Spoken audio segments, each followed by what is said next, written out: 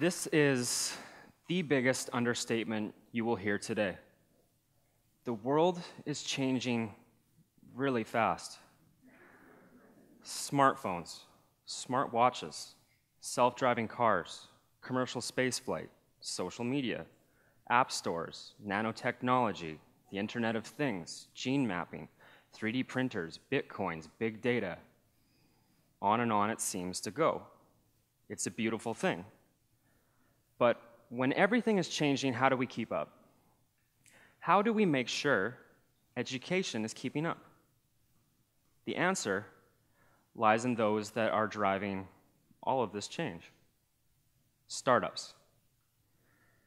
What's amazing is how much the startup space and the education space have in common. Complexity. Startups and educators are running human organizations. Doesn't matter if it's a fourth grade classroom, a fledgling startup in San Francisco, or an entire school district, you balance needs, emotions, ups and downs, and ebbs and flows on a daily basis. That's really difficult. It's really complicated. And on top of that, there's an even more complex network of stakeholders around you, and they create a tremendous amount of torque on the way you operate. The startup space and the education space are also in the exact same war for talent. You have to answer the question, how do we get the right people in the door? How do we keep them there? Both sides need leadership, both need vision, and above all else, both are trying to keep up in this world that keeps changing. The biggest understatement you will hear today. The world is changing really fast. Here's how startups keep up. It's one thing. It's one word. Culture. Startups are madly in love with their culture. They viciously protect their culture, and the reason for that is simple. It's how they win. Culture is what's moving these startups into more and more market share, and it's the reason that the business as usual crowd, the big monolithic companies that have been around for eons, are absolutely terrified of disruption because business as usual, in most cases, can't adapt fast enough. But for startups, their culture makes them faster. It makes them more resilient and more flexible. It helps them develop leaders and entrepreneurial mindsets. It especially helps them win the war for talent. And it not only helps them keep up with change, it helps them create it. It all comes back to culture. Culture in the startup world is described as the engine that builds the product. The engine that builds the product. Here's why. An employee at a startup walks through the doors of his or her place of work and knows that they are there to build, to create, to be pushed, to push back, to innovate, to move forward, to do something important, to accomplish something that in all likelihood has never been done before.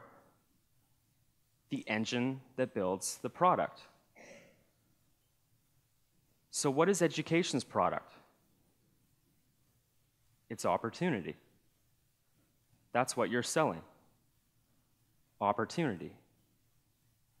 Now, the kids in your classroom, they might not know what they want to be when they grow up.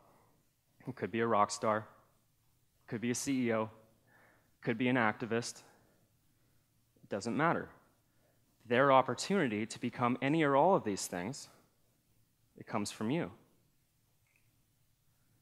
When a kid named Paul, at a young age, was taught writing and arithmetic, he later passed an exam that gave him an opportunity to attend a classical languages school.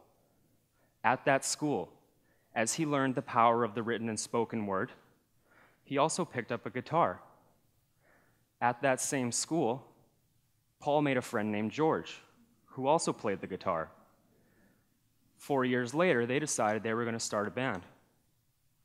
Paul's opportunity was called the Beatles. When Marissa was taught piano in middle school, she learned the discipline and the confidence to excel at the sciences in high school. And after she fell in love with the sciences, she later had an opportunity to study computer science at university. She graduated with honors. Marissa's opportunity was to become the 20th employee of a startup called Google. Present-day Marissa is the CEO of Yahoo. When a girl named Malala was taught 3 languages, she learned to tell stories that transcend cultures. And when she learned that everyone has that same right to that same learning, she decided she was going to tell that story. Malala's opportunity was a Nobel Peace Prize. Malala's opportunity was to become a global icon for something substantially bigger than herself. Education's product is opportunity.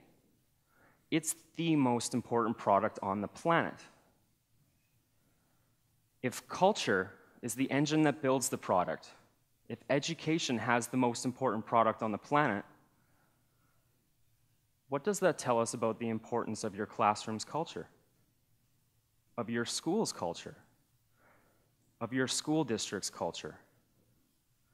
The biggest understatement you will hear today: the world is changing really fast. And these startups, they're doing amazingly intricate and complicated things, yes, but they've also figured out something incredibly simple.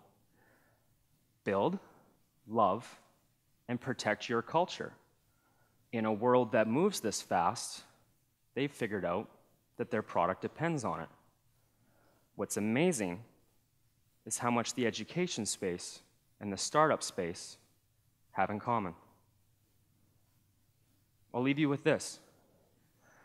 A really smart guy named Steve Jobs once said, "Creativity is just connecting things." He believed that we succeed when we emulate. The world's most important startup is your classroom. It's your school. It's your school district. Maybe that's the biggest understatement you will hear today. Thank you for the opportunity.